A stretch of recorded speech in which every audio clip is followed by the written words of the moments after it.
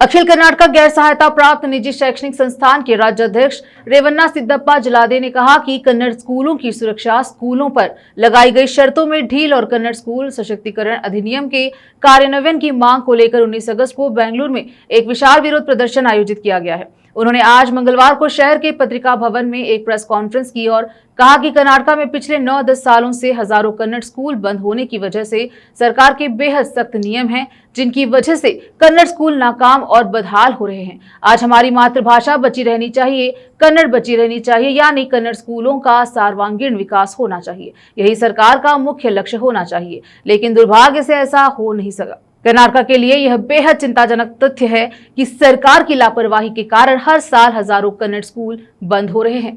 सैकड़ों सरकारी नियमों के चलते कई निजी कन्नड़ माध्यम स्कूल बर्बाद हो चुके हैं। ऐसी स्थिति है कि स्कूल चलाना संभव नहीं है। ऐसे में कन्नड़ स्कूल जलकर खाक हो गए हैं। कारण यह है कि सरकार 1995 के बाद शुरू हुए निजी स्कूलों और कॉलेजों को सब्सिडी प्रदान कर कन्नड़ स्कूल शुरू करने की शर्तों को सरल करे। निजी शिक्षण संस्थान के लिए अनुमति नवीनीकरण प्रक्रिया को सरल बनाए। निजी स्कूलों के लिए गरीब बच्चों के लिए एक प्रकाश स्तंभ आरटीआई को फिर से लागू करे। सहायता प्राप्त स्कूलों और कॉलेजों में रिक्तियों को भरे। राज्य भर में अनधिकृत कोचिंग सेंटर खोले। कन्नड़ स्कूलों को बंद करे और कर्नाटक पब्लिक स्कूलों अंग्रेजी माध्यम को शुरू करने पर रोक लगाए। इन मांगों को पूरा करने के लिए राज्य के मुख्यमंत्री और शिक्षा मंत्री को एक याचिका पहले ही सौंप जा चुकी है, लेकिन सरकार इस संबंध में अनिच्छुक प्रतीत होती है। उन्होंने चेतावनी दी है कि यदि इस सत्र के अंत तक ये मांगे पूरी नहीं की गई तो विधानसभा घेराव जैसे एक विशाल राज्य स्तरीय संघर्ष शुरू किया जाएगा। All Karnataka private unaided educational institution association के जिला अध्यक्ष राजेंद्र मणिगेरी ने कहा कि राज्य के सभी निजी शिक्षण संस्थानों के अध्यक्ष, सदस्य और शिक्षक 19 अगस्त को होने वाले संघर्ष में भाग लेंगे। उन्होंने एक शिक्षण संस्थान से कम 5 लोगों से इसमें भाग लेने की अपील की। इस अवसर पर अखिल कर्नाटक निजी गैर सहायता प्राप्त शैक्षणिक संस्थान संघ के महासचिव गुरुनाथ रेड्डी, माणिकप्पा, सैयद अहमद मुद्दे और अन्य उपस्थित रहे।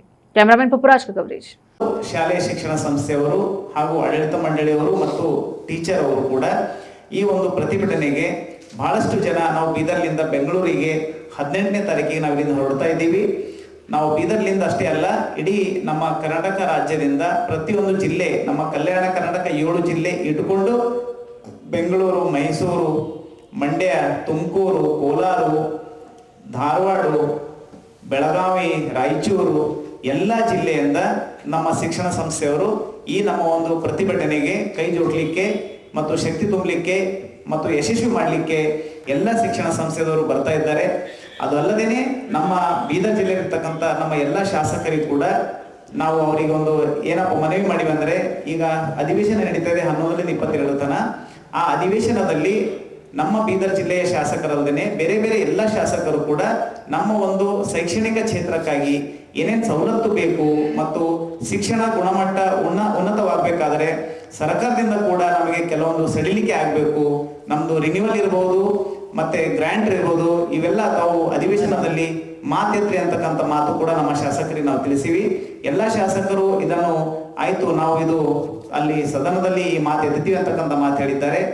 ಇಷ್ಟು ಇವತ್ತಿನ ಒಂದು ನಮ್ಮ ಬೀದರ್ ಜಿಲ್ಲೆಯಲ್ಲಿ ನಾವು ತಯಾರಿ ಮಾಡಿರ್ತಕ್ಕಂಥದ್ದು. ಪ್ರತಿಯೊಂದು ಶಾಲೆಯಿಂದ ನಾವು ಸಹಸ್ರ ಸಂಖ್ಯೆಯಲ್ಲಿ ಬೆಂಗಳೂರಿಗೆ ಹೋಗ್ತಾ ಇದ್ದೀವಿ. ಈ ಒಂದು ತಮ್ಮ ಮಾಧ್ಯಮದ ಮುಖಾಂತರ ನಾನು ನಮ್ಮೆಲ್ಲ ಶಿಕ್ಷಣ ಸಂಸ್ಥೆಯವರಿಗೆ ಒಂದು ಮನವಿ ಮಾಡ್ತೀನಿ ಅಂದರೆ, ಬರ್ತಕ್ಕಂಥ 19/8/2021 ನಡೀತಕ್ಕಂಥ ನಮ್ಮ ಬೃಹತ್ ಪ್ರತಿಭಟನೆಗೆ ಪ್ರತಿಯೊಂದು ಶಾಲೆಯಿಂದ ಕನಿಷ್ಠ ಪಕ್ಷ 5 ಶಿಕ್ಷಕರು ಮತ್ತು ಆಡಳಿತ ಮಂಡಳಿಯವರು ನಮ್ಮ ಜೊತೆ ಬರಬೇಕಂತ ಹೇಳಿ ನಾವು ಮತ್ತೊಮ್ಮೆ ತಮ್ಮೆಲ್ಲರ ಮುಖಾಂತರ ಶಾಲಾ ಕಾಲೇಜುಗಳ ಅನುದಾನ ಸಿಗಬೇಕು ಮತ್ತು ಅದಕ್ಕಿಂತ ಮುಂಚೆವಾಗಿ ಅನುದಾನಕ್ಕೆ ಒಳಪಟ್ಟಿರ್ತಕ್ಕಂಥ ಅನುದಾನ ಸಹಿತ ಶಾಲಾ ಕಾಲೇಜುಗಳು ಖಾಲಿ ಇರ್ತಕ್ಕಂಥ ಹುದ್ದೆಗಳನ್ನು ಭರ್ತಿ ಮಾಡಬೇಕು ಮತ್ತು ಅನುಮತಿ ಪಡೆದು ಶಾಲೆ ನಡೆಸ್ತಕ್ಕಂಥ ಶಾಲೆಗಳಿಗೆ ನವೀಕರಣವನ್ನು ಸರಳಗೊಳಿಸಬೇಕು.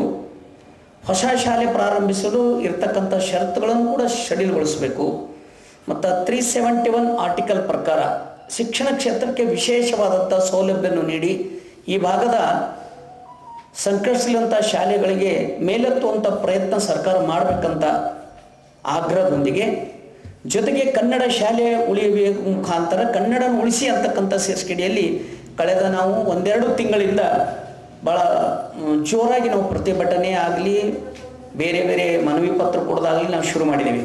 ಕಳೆದ 14ನೇ ತಾರೀಕು ನಾವು ತಾಲೂಕು ಮಟ್ಟದಲ್ಲಿ ಪ್ರತಿಭಟನೆ ಮಾಡಿ ಅಲ್ಲಿನ ತಹಸೀಲ್ದಾರ್ ಮುಖಾಂತರ ಜಿಲ್ಲಾಧಿಕಾರಿ ಮುಖಾಂತರ ನಾವು ಮುಖ್ಯಮಂತ್ರಿಗೆ ನಾವು ಮನವಿಯನ್ನು ಸಲ್ಲಿಸಿದ್ದೀವಿ. ಸುಮಾರು 89 ತಾಲೂಕುಗಳಲ್ಲಿ ಪ್ರತಿಭಟನೆ ಆಗಿ ಸುಮಾರು 21 ಜಿಲ್ಲೆಗಳಲ್ಲಿ ಪ್ರತಿಭಟನೆ ಮಾಡಿ ನಾವು ಸರ್ಕಾರಕ್ಕೆ ಏನಪ್ಪ ಅಂದರೆ 14ನೇ ಜುಲೈದಲ್ಲಿ ನಾವು ಒಂದು ಕೊಟ್ಟಿದ್ದೀವಿ. ಸೊ ಅವ್ರ ಅಧಿವೇಶನ ಒಳಗಾಗಿ ಏನಾದರೂ ಮಾಡಬಹುದು ಅಂತಕ್ಕಂಥ ನಿರೀಕ್ಷೆಯಲ್ಲಿ ನಾವು ಇಟ್ಟಿದ್ದೀವಿ. ಆದರೆ ಬಹಳ ದುಃಖದಿಂದ ಸರ್ಕಾರ ಈ ಕಡೆ ಗಮನ ಕೊಡೋಕ್ಕೆ ತಯಾರಿಲ್ಲ. ಸೊ ಹಾಗಾಗಿ ಬರ್ತಕ್ಕಂಥ 19ರಂದು, ಇದೇ ನಾಡಿದ್ದು 19 ಆಗಸ್ಟ್ 2020 ಬೆಂಗಳೂರು ನಗರದ ಫ್ರೀಡಮ್ ಪಾರ್ಕಲ್ಲಿ ನಾವು ಬೃಹತ್ತಾದಂಥ ಪ್ರತಿಭಟನೆ ಹೋರಾಟವನ್ನು ಇಟ್ಕೊಂಡಿದ್ದೀವಿ.